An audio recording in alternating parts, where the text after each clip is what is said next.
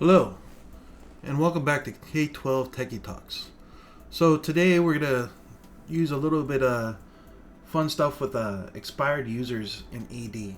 So one of the problems I always face is the fact that we have a lot of users come and go through over time, and our AD gets to be messy. So trying to identify all those buried accounts that just have been inactive forever and getting them moved out and dealt with in a nice manner.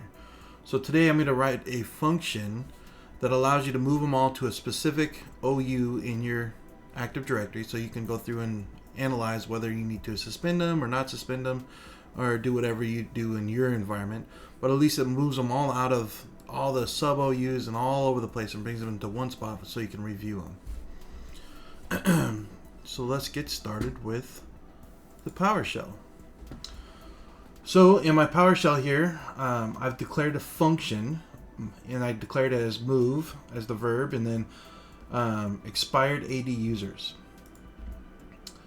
I do some commandlet binding. So what I do is I say, okay, for the first position, it's going to be my source OU. So where do I want that?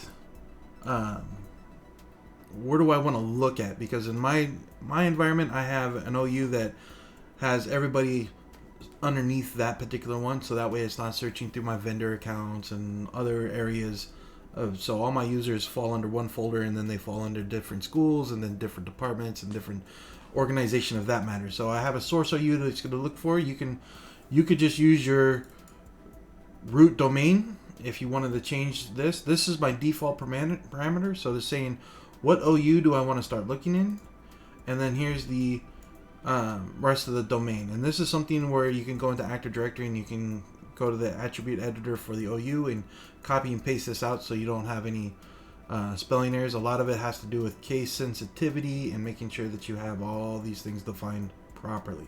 So copy and paste. So it can either take the source OU, you can copy and paste it, or you can just set the default here in the function, and then it will always just take the default if you don't provide this parameter. Next one's the target OU. So where do I want to move these users to once I've identified them? So that way I have them all consolidated into one folder. Now with this one, I do want to make sure you do realize that these OUs have to exist, and make sure you're copying and pasting these out of Active Directory, so that way you get all your capitalization. And in a later video, I'll show you how you can add some more code to this, so it will test to see if these are valid before it proceeds. But right now, it doesn't test. So make sure these are defined correctly in your Active Directory. And the last one is how many days since the last time they changed their password do you want to search for? So I'm choosing 180 days as the default. Because it's a parameter that can come in, you can set that to be 5 days, 100 days, 200 days, whatever the case may be in your environment that makes sense. So I set the default to 180. So the first process in this is we have the begin statement. So before it starts doing anything, it's going to do this begin statement. In this begin statement, we're going to get all the users, and we're going to filter for anything. And then I'm including a search base, and that's this search OU parameter. So where I want it to start looking, I want to search the subtree. So that means it's going to go through that level and all subtrees of that level. I'm going to add in a couple extra properties from the base. Get AD user only provides a few pieces. So I'm going to get distinguished name, password last set, last logon date, and password never expires. And these three pieces of information I'm going to use a little bit in other parts of the code. So the next step is I take that group of users that I just got, and then I'm going to filter it down even more. So I'm going to do a pipe command where object, and I want to say where password never expires is equal to false. So if we have any of those, admin accounts or things of that nature where you don't have a password that expires for some reason, we don't want to look at those ones, because that will, they'll get disabled by default, most likely.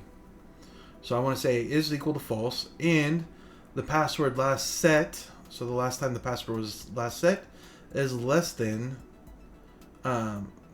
today's current date minus the days. So we have 180 days here. So it's going to be less than some arbitrary date. So that means it's going to be older than that date. So 180 days ago could be, who knows. But it's going to take that time frame backwards and compare each time that was last set. And then I create a generic object that we're going to, fill in later in this begin statement. So we're going to set that, defined variable up. So now I have a filtered list down to of all the users that I don't want. And I have the object moved variable defined. Now we get into the process. So we're going to do this and iterate through that list. And we're going to go through and we're going to say object moved plus equals user. And I'm going to select distinguished name, the password last set, and the last logon. The distinguished name is the name where it's the actual user's name, and it contains the OU information of where that user existed. So it's the CN name along with the OU name along with the domain controller name. So it tells you where that user account existed in Active Directory.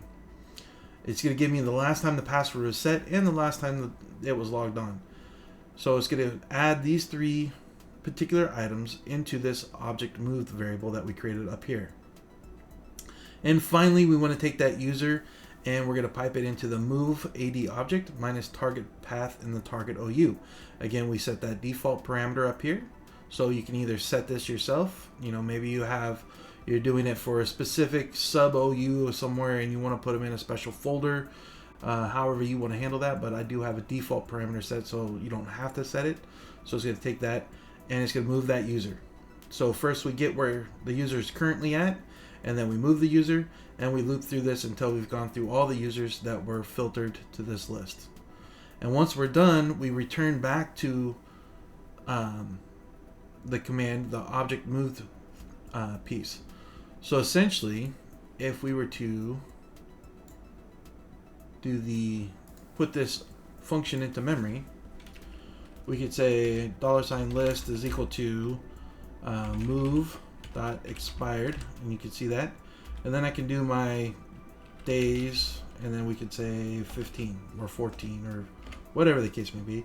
And when this is done, we're going to get all the users that were moved via this command to the default OU, and it's going to give me back these three pieces of information. I can put those to Excel sheet, do whatever I need to do, but it allows you to have some information when you're reviewing those accounts when they've been moved into that OU. And the reason I wrote this as a function is because later on we're going to get into creating your own module and storing those modules. Sorry about that. We're going to create a module and store those modules into a bunch of functions into one module, so that it becomes a great useful tool for you to use in the future. So that way you have a computer that's got all these individual functions preloaded, and you log in and say, okay, today is the day I'm going to do my expired users. I just run the simple command, and export the results into a CSV file or whatever you want to do with them, and then go do that policy, so you can set up a routine.